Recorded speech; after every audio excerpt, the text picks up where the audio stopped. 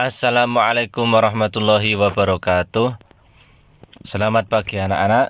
Berjumpa lagi dengan Pak Wahab. Melanjutkan materi yang kemarin tentang tema 3, subtema 3, pembelajaran 2 dan 3. Sebelum kita memulai pembelajaran, mari kita baca suratul Fatihah terlebih dahulu dengan harapan ilmu yang kita dapatkan nanti dapat menjadi manfaat. Al-Fatihah.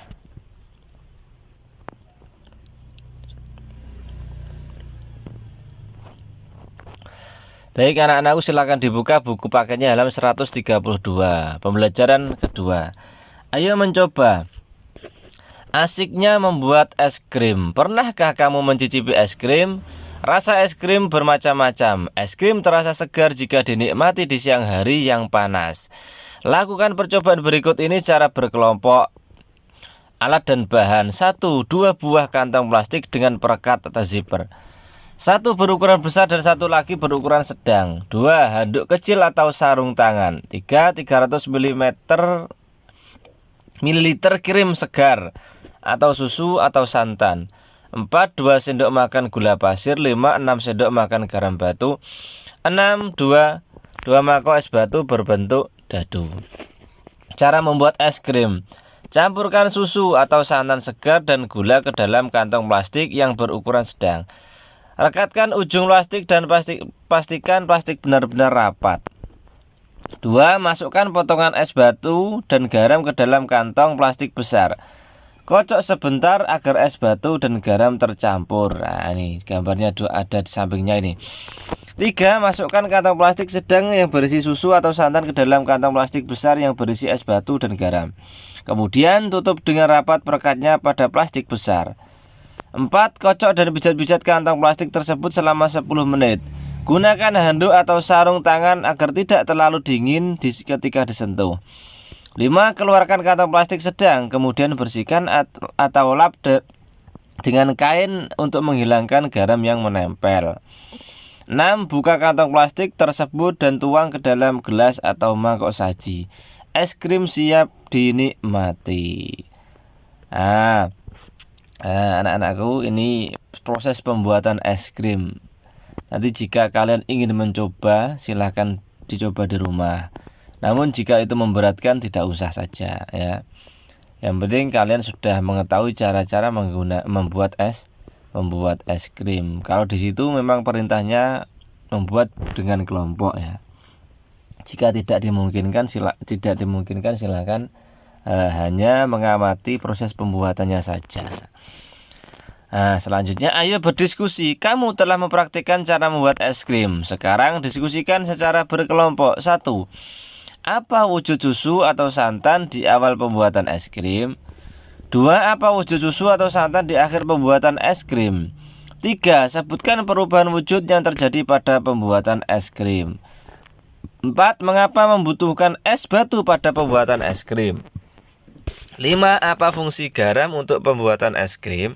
Coba jelaskan. 6. Apakah pembuatan es krimmu berhasil? Coba ceritakan. Ya, ini. Pernahkah kamu menyimpan air ke dalam plastik di lemari pembeku?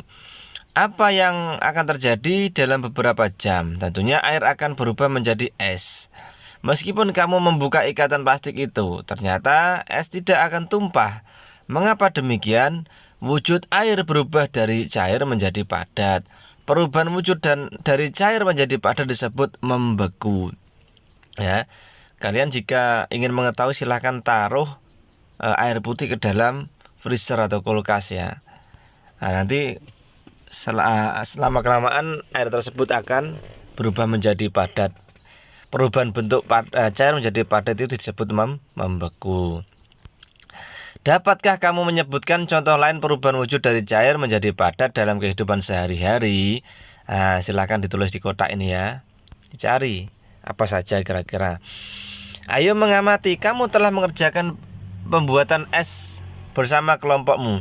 Adakah pembagian tugas di dalam kelompok? Dengan pembagian tugas, pekerjaan menjadi mudah dan ringan. Itu jika kita melakukan ke kelompok. Pasti semua tugas yang dikerjakan itu akan terasa ringan. Begitu juga di sekolah. Siswa di sekolah ada peran masing-masing. Contohnya SD Nusantara, tempat Siti dan teman-temannya bersekolah. Ada guru yang mengajar sehari-hari di kelas. Ada pula kepala sekolah yang memimpin sekolah. Nah, ini SD Nusantara ini. Nah, gambarnya. Nah, sekarang kerjakan secara berkelompok. Carilah informasi tentang peran-peran yang ada di sekolahmu. Selain peran siswa, isikan hasilnya pada tabel berikut. Nah, ini peran, terus kemudian nama. Guru kelas, namanya siapa. Terus kemudian yang kedua, kira-kira perannya sebagai siapa, namanya siapa. Dan seterusnya, entah itu kepala sekolah, guru agama, guru BTQ, dan lain-lain, guru TU, dan lain-lain. Nah, nanti namanya siapa, perannya sebagai apa. Kalian tentunya masih ingat. Nah, ayo berdiskusi. Kamu telah mempelajari peran-peran yang ada di sekolahmu. Diskusikanlah dalam kelompokmu. Mengapa perlu ada perbedaan peran di sekolah? Apa yang terjadi bila di sekolah hanya ada kepala sekolah? Bagaimana bila tanpa ada bagian dan lainnya? Tuliskan hasil diskusimu pada tempat yang telah disediakan. Nah, ini ya. Di sini bisa tanyakan ke orang tua. Ayo mencoba. Pembagian peran dapat juga dilakukan saat bermain, seperti bermain sepak bola. Saat bermain sepak bola, ada yang berperan sebagai penjaga gawang, penyerang, dan pemain belakang. Ada juga berperan sebagai kapten. Semua harus saling bekerja sama. Mengapa? Karena untuk menghasilkan permainan yang terbaik. Permainan sepak bola sangat menyenangkan. Mari pelajari teknik menendang bola.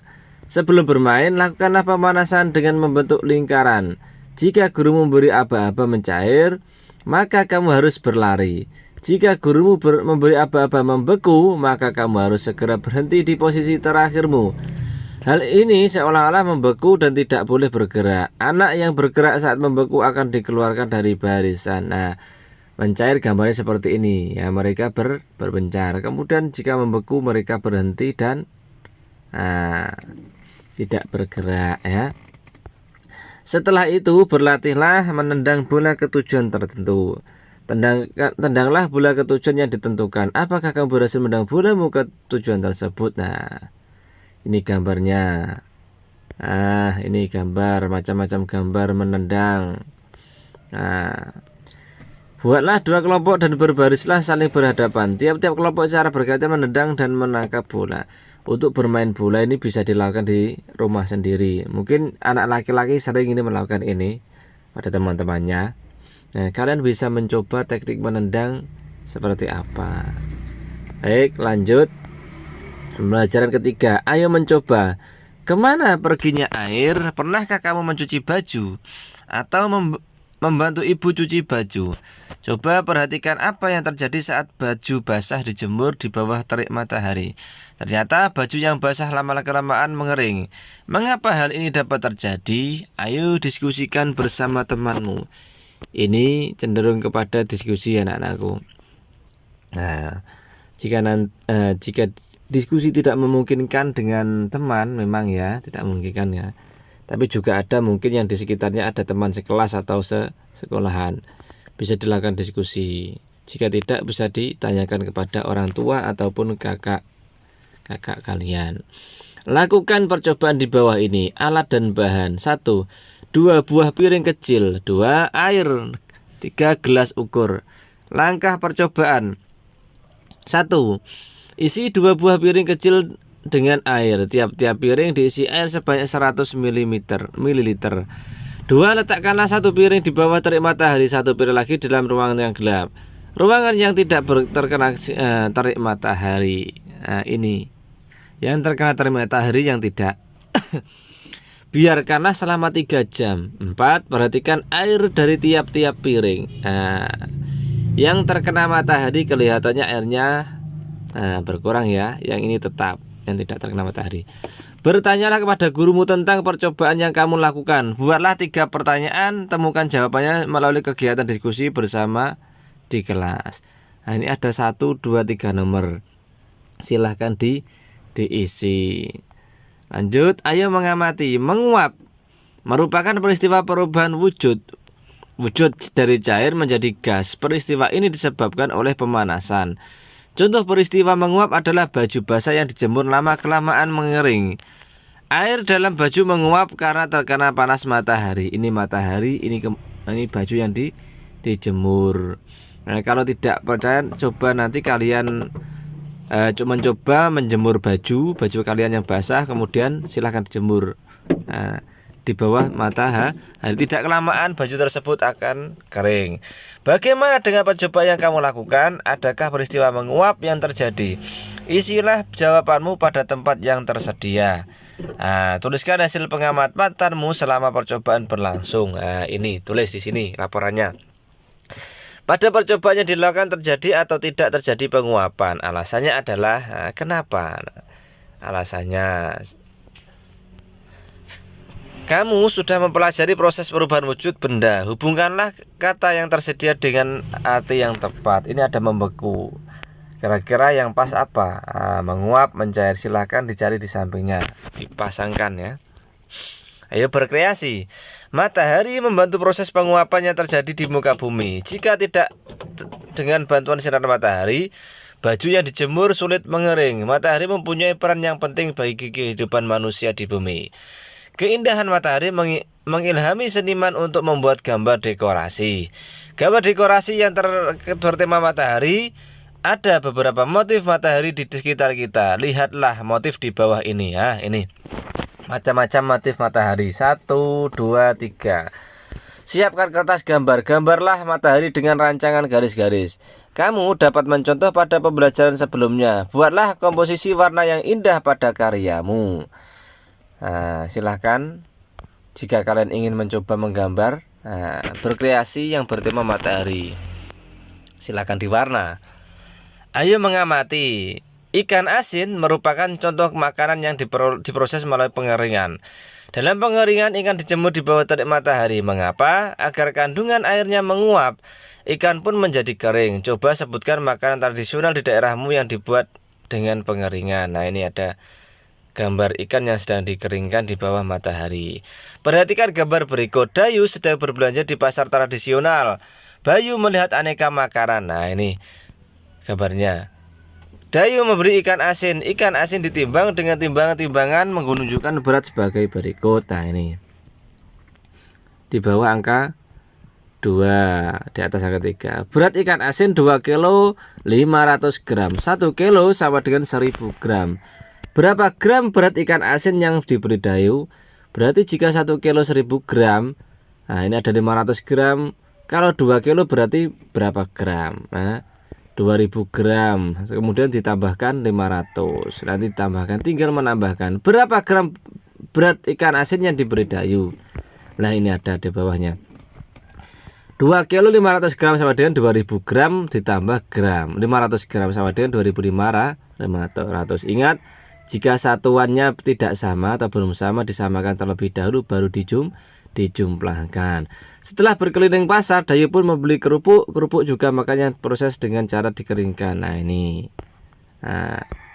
Timbangan menunjukkan berat kerupuk 1300 gram. Berapa kilogram berat kerupuk? 1300 gram sama dengan 1000 gram. Ditambah dengan 300 gram. 1000 gram sama dengan 1 kilo. Untuk gram yang 300 gram karena satuannya sama, tinggal turun. Jadi kerupuk yang diberi Dayu adalah 1 kilo 300 gram. Perhatikan gambar tiap-tiap timbangan. Bantulah Dayu menemukan besaran yang tepat. Ini 5 kilo apakah sama dengan 500 gram? 9 gram sama dengan titik-titik gram. Ini ya, yang titik-titik silahkan diisi. Ada kilo dijadikan gram ataupun sebaliknya. Ada yang kilo kemudian ada gram dijadikan kilo. Hitunglah dalam satuan gram. Ini 2 kilo ditambah 1000 gram sama dengan titik-titik gram, ditambah 100 gram sama dengan titik-titik gram. Ingat, ini sesuai dengan satuannya. Jika satuannya belum sama, maka disamakan terlebih dahulu cara menjumlahnya. Jika tidak disamakan pasti tidak akan bisa dijumlah. Nah ini, nah, jika menjumlah perhatikan juga angka timbangan sesuai apa tidak ya angkanya. Baik anak-anak, mungkin hanya itu yang bisa Pak Wahab sampaikan. Kurang lebihnya Pak Wahab minta maaf. Semoga bermanfaat. Wassalamualaikum warahmatullahi wabarakatuh.